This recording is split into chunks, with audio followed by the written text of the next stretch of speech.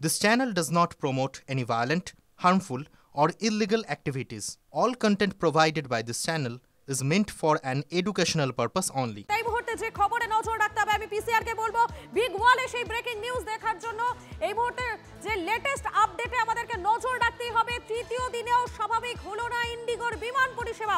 আজ নিয়ে পরপর 3 দিন ইন্ডিগোর বিমান পরিষেবা এখনো স্বাভাবিক হলো না এবং তৃতীয় দিনেও কোনোভাবেই কিন্তু বিমান পরিষেবা স্বাভাবিক না হওয়াতে যাত্রীদের মধ্যে যে ক্ষোভ সেই ক্ষোভ বেড়েই যাচ্ছে। কলকাতা, মুম্বাই, বেঙ্গালুরু বিভিন্ন জায়গাতে কিন্তু একই ছবি দেখা যাচ্ছে। চেন্নাই, আহমেদাবাদ, পুনে বিভিন্ন জায়গাতে যাত্রী হয়রানির ছবিটা কিন্তু বারবার সামনে আসছে। এক নয়, দু নয়, আজকে 3 দিন এখনো পর্যন্ত প্রায় 550 ইন্ডিগো বিমান বাতিল করা হয়েছে। ঘন্টার পর ঘন্টা বিমানবন্দরে অপেক্ষায় রয়েছেন যাত্রীরা। চরমে ক্ষোভ এবং কলকাতা থেকে পাটনা, শিলচর, বেঙ্গালুরু, ইম্ফল, চেন্নাই বিভিন্ন জায়গার ফ্লাইট কিন্তু ইতিমধ্যেই ক্যান্সেল করা হয়েছে। আমি এই মুহূর্তে কথা বলে নেব, আমাদের সঙ্গে রয়েছেন আমাদের প্রতিনিধি সুমন মহাপাত্র রয়েছেন। সুমনের কাছে চলে যাবো। সুমন, এই মুহূর্তে তোমার কাছে লেটেস্ট কি আপডেট রয়েছে? কতগুলো ফ্লাইট বাতিল করা হয়েছে? দেখো, কলকাতা বিমানবন্দরে আছি। দেশের আর সব বিমানবন্দরগুলোর মতন এই বিমানবন্দরেও কলকাতা বিমানবন্দরে মূলত ইন্ডিগোর যে ফ্লাইটগুলো সেই ফ্লাইটগুলো আইদার ডিলেড হচ্ছে বা ক্যান্সেল হচ্ছে। আমি একবার বোর্ডটা দেখাতে বলবো গৌরবকে। তুমি দেখো, ইন্ডিগোর যতগুলো ফ্লাইট ছিল আইদার ক্যান্সেলড অর ডিলেড, এবং এর জন্য কিন্তু যাত্রীদের চরম অসুবিধার মধ্যে পড়তে হয়েছে। গতকাল রাত 12টা থেকে আজ সকাল 6টা পর্যন্ত 11টা ফ্লাইট বাতিল হয়েছিল। আজকে দুপুর 12টা পর্যন্ত যে হিসেব তাতে কিন্তু 8টা থেকে 9টা ফ্লাইট বাতিল বা ডিলেড দেখাচ্ছে। তুমি দেখতে পাচ্ছ পুরো বোর্ডটাই লাল হয়ে রয়েছে এবং এর দরুনই কিন্তু যাত্রীরা চরম সংকটে পড়েছেন। কলকাতা বিমানবন্দরের বাইরে কিন্তু ঠিক থেকে ভিড় বড়া চলে। মূলত যাদের দ্রুত গন্তব্যে পৌঁছানোর কথা ছিল তারা কিন্তু সেই সুবিধাটা নিতে পারছেন না, ফলে ট্রেনে বা অন্য কোনো বিকল্প উপায়ে যেতে হচ্ছে। তুমি দেখো, কলকাতা এয়ারপোর্টের বাইরের ছবি এটা, এবং প্রত্যেকেই কিন্তু নিরুপায় হয়ে উঠেছেন যে কি করা যায়। বারবার করে ফ্লাইট রিস্কিডিউল হতে হতে এখন কিন্তু ফ্লাইট ক্যান্সেল হচ্ছে। আপনার কি इंडिगो फ्लाइट ছিল? इंडिगो फ्लाइट ছিল? हाँ, मैं देता हूँ इंडिगो को। आपको इंटरव्यू चाहिए ना? किधर जाना था आपको? मुझे जाना था औरंगाबाद को जाना था। मैं परसों से यहाँ हूँ। मुझे पहला कनेक्टेड था बॉम्बे से, उसके बाद उसने कैंसिल किया 1 दिन रुकने के बाद। उसके बाद दिया हैदराबाद कनेक्टेड दिया। हैदराबाद की भी कल रात को आधा घंटे पहले बोला कि कैंसिल है। उसके बाद दिया भुवनेश्वर कनेक्टेड, वो भी डिले चल रहा है और भुवनेश्वर से भी वो फ्लाइट कैंसिल है। इसलिए मैं अभी पूरा कैंसिल करके बाहर जा रहा हूँ। और सबसे बुरी बात ये है कि मैं कल शाम से ये बैग मेरा मिसिंग था, ये लोग दे नहीं पा रहे थे। इतना भीड़ है और इतना प्रॉब्लम है, तो ये बहुत प्रॉब्लम है, बहुत दिक्कत हो रहा है। और थोड़ा रह गया। আপনাদের কি इंडिगो फ्लाइट ছিল? आप लोगों का भी इंडिगो का फ्लाइट था? हाँ, मेरा इंडिगो का फ्लाइट था चेन्नई का, मॉर्निंग 5:15 का। मेरे साथ में मेरा लड़का है और मैं सुबह से बैगेज लेके खड़ा हूँ यहाँ पे, और कोई भी वो नहीं। अभी मेरे को आज पूरा दिन साउथ का कोई भी फ़्लाइट नहीं है। कल पूरा दिन कोई भी साउथ का फ़्लाइट नहीं है। बैंगलोर, हैदराबाद, चेन्नई, कोलकाता, कोयम्बतूर, तिरची, कोई भी जगह कोई भी फ़्लाइट नहीं है। अब मेरे को संडे मॉर्निंग का फ़्लाइट का टिकट दिया 5 o'clock का। अब मालूम नहीं मेरे को क्या होगा।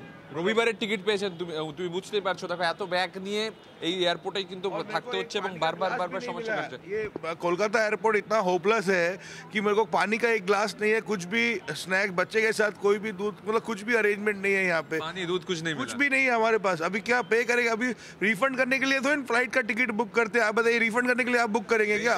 अभी इतना दूर से मैं आया हूँ, सिर्फ टैक्सी का आने का 3000 रुपये लगा है, तो अभी क्या मतलब है जाने का? अभी सब कुछ जीरो से स्टार्ट करना है।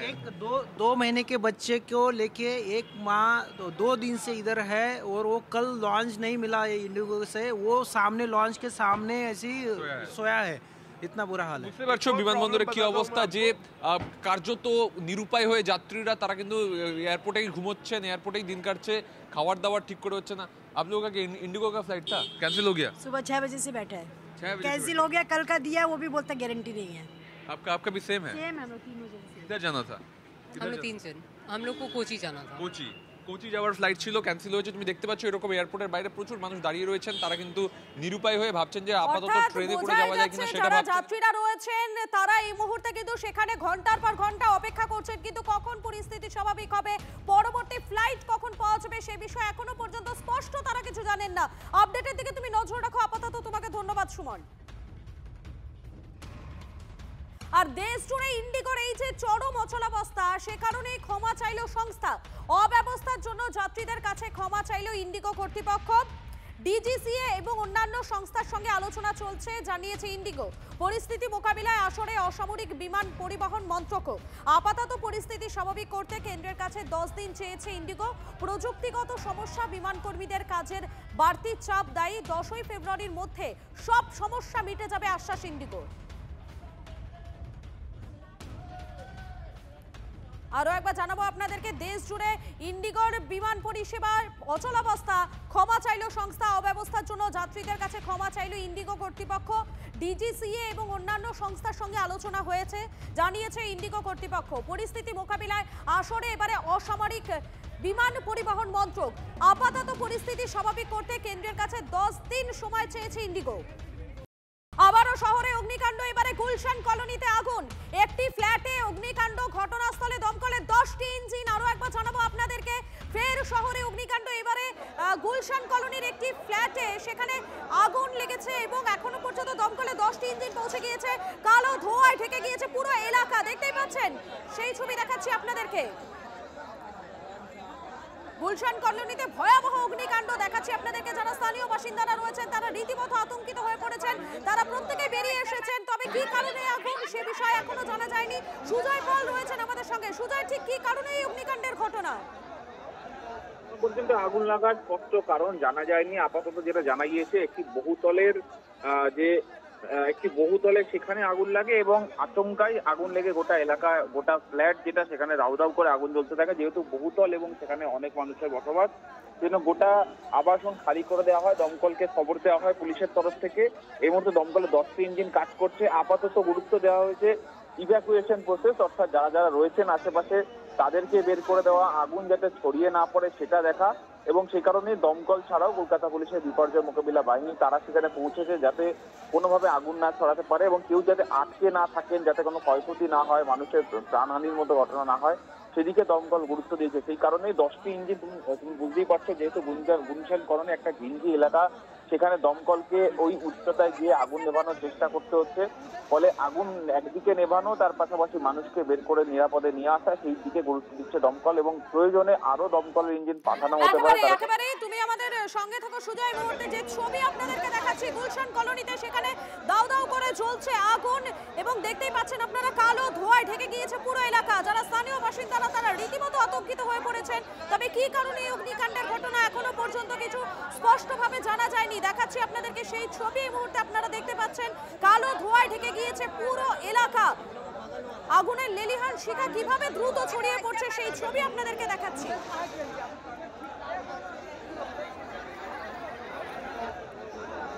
আর এই মুহূর্তে সব থেকে বড় ব্রেকিং নিউজে নজর থাকবে। পিসিআর কে বলবো বিগ ওয়ালে সেই ব্রেকিং দেওয়ার জন্য। এই মুহূর্তে সব থেকে বড় খবর, শর্ত সাপেক্ষে জামিন পেলেন সুজয় কৃষ্ণ ভদ্র। আরো একবার জানাবো আপনাদেরকে, প্রাথমিক নিয়োগ দুর্নীতি মামলা, সেখানে অন্তর্বর্তীকালীন জামিনে গৃহবন্দী ছিলেন তিনি। সিবিআই গ্রেফতারিতে জামিন মঞ্জুর করলো এবারে কলকাতা হাইকোর্ট। এতদিন অন্তর্বর্তীকালীন জামিনে গৃহবন্দী ছিলেন কালীঘাটের কাকু। কেউ দেখা করতে যেতে পারছিলেন না, কোথাও বেরোতেও পারছিলেন না সুজয় কৃষ্ণ ভদ্র। এবারে সিবিআই এর গ্রেফতারিতে জামিন মঞ্জুর, তবে পাসপোর্ট তাকে জমা রাখতে হবে। আমাদের সঙ্গে রয়েছেন আমাদের প্রতিনিধি শ্রাবন্তী রয়েছেন। শ্রাবন্তী, মূলত কি কি শর্ত দেওয়া হয়েছে সুজয় কৃষ্ণ ভদ্রকে? আগেই সুজয় কৃষ্ণ ভদ্র তিনি ইডির মামলাতে জামিন পেয়েছিলেন, আজকে সিবিআইতে জামিন পেলেন এবং বাড়িতে, তার যেহেতু স্বাস্থ্য অত্যন্ত খারাপ ছিল সেক্ষেত্রে বাড়িতেই ছিলেন, কিন্তু তার বাড়িতে তার সঙ্গে সকলে দেখা করতে পারতেন না। বেশ কিছু শর্ত তার উপরে ছিল। নতুন করে সিবিআই মামলায় যে জামিন দেওয়া হয়েছে সেখানে তাকে পাসপোর্ট জমা রাখতে হবে, তার ফোন নাম্বার জমা রাখতে হবে, তদন্তকারী যে অফিসার রয়েছে তিনি যখন সপ্তাহে ডাকবেন তার সাথে দেখা করতে যেতে হবে। সর্বোপরি প্রমাণ নষ্ট করা যাবে না, এমনটাই নির্দেশ আদালতে। এবং সিবিআই এর জামিনের পরে তার যে আগের শর্তগুলি ছিল, যেগুলি বাড়ি থেকে বাইরে যেতে পারতেন না, সেগুলি অনেকটা লঘু। ধন্যবাদ শ্রাবন্তী। আরো একবার জানাবো আপনাদেরকে এই মুহূর্তে লেটেস্ট আপডেট। এবারে শর্ত সাপেক্ষে জামিন পেলেন কালীঘাটের কাকু। শর্ত সাপেক্ষে প্রাথমিক নিয়োগ দুর্নীতি মামলায় সুজয় কৃষ্ণ ভদ্রের জামিন মঞ্জুর করলো কলকাতা হাইকোর্ট। এতদিন অন্তর্বর্তীকালীন জামিনে গৃহবন্দী ছিলেন কালীঘাটের কাকু। আবারও এসে গেল টিভি9 বাংলা ঘরের বায়োস্কোপ অ্যাওয়ার্ড। সেরা বাছাইয়ে শামিল আপনিও। বাংলা সিরিয়ালে আপনার পছন্দের সেরা জুটি কারা? অভিষেক দিব্যানী, ফুলকি, সুস্মিত উশসী, গৃহপ্রবেশ, রুবেল মোহনা, তুই আমার হিরো, রিয়াজ, অয়ননাথ বৌচুরি।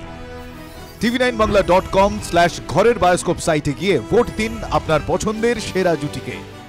TV9 বাংলা ঘরের বায়োস্কোপ অ্যাওয়ার্ডস আসছে TV9 বাংলায়।